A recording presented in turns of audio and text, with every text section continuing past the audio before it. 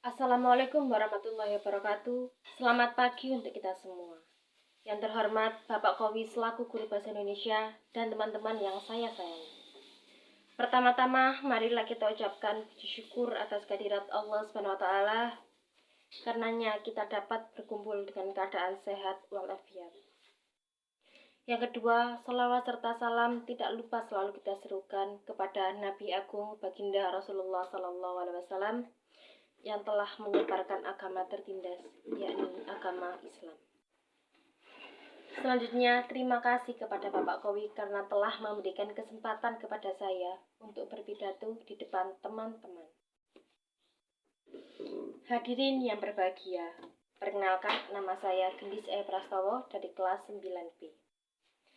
Pada kesempatan yang berbahagia ini, izinkanlah saya untuk menyampaikan sepatah dua kata kepada kalian tentang tanggung jawab.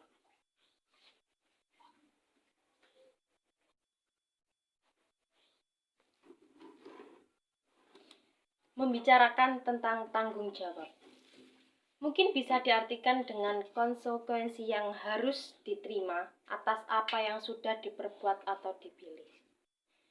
Mungkin bisa disebut dengan lempar batu sembunyi tangan.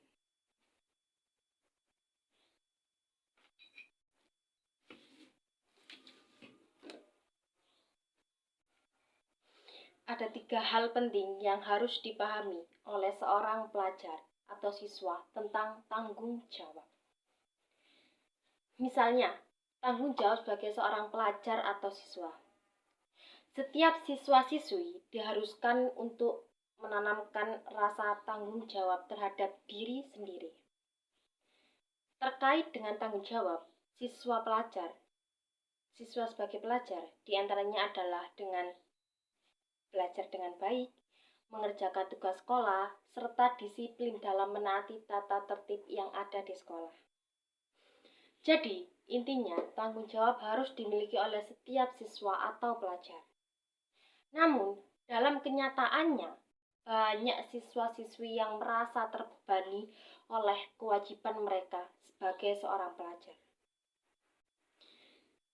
Di zaman sekarang, siswa datang ke sekolah tujuannya bukan lagi untuk belajar, tetapi sekolah dijadikan sebagai tempat untuk ketemu dan kumpul dengan teman-teman, ngobrol, dan lain-lain. Padahal, tugas sejati seorang pelajar yaitu untuk belajar dan menimba ilmu.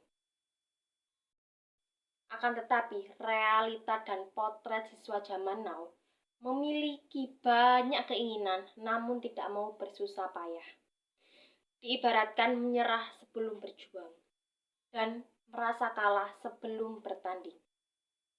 Kemudian, tanggung jawab sebagai seorang anak.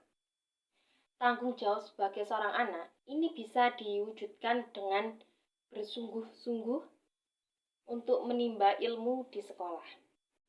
Belajar dengan baik sehingga kelak lulus mempunyai kehidupan yang lebih baik dari keadaan orang tuanya sekarang. Sekali lagi, hanya itu wahai para siswa yang saya cintai dan sayangi. Pernahkah kita membayangkan bagaimana orang tua kita membanting tulang untuk membiayai kita agar bisa bersekolah?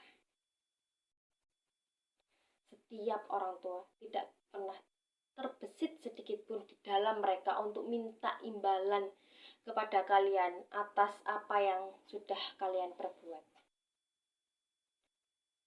Pernahkah kita memikirkan bagaimana kerja keras orang tua kita yang hanya untuk kita?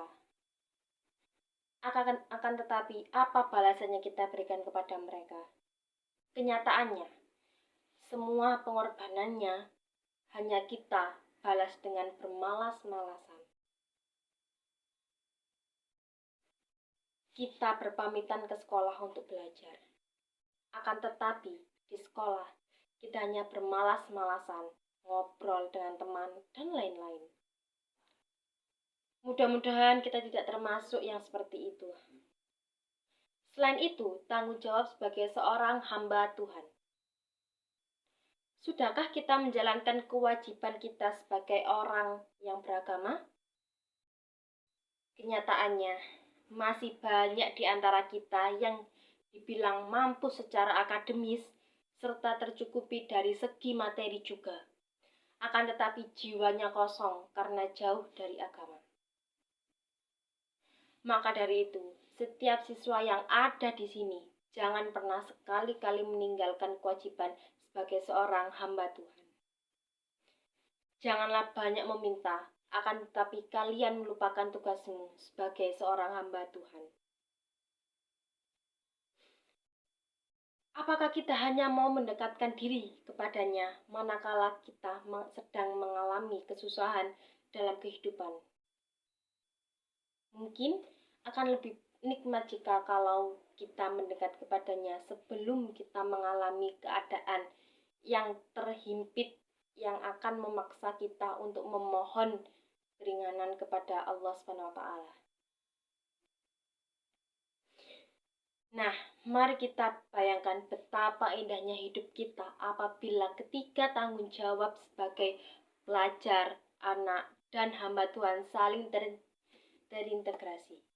Insya Allah akan terbentuk siswa-siswi yang cerdas baik secara akademi, serta terbentuknya pribadi yang soleh dan soleha, sehingga akan terbentuknya sebuah generasi penerus yang membanggakan untuk diri sendiri, keluarga, masyarakat, bangsa, dan negara.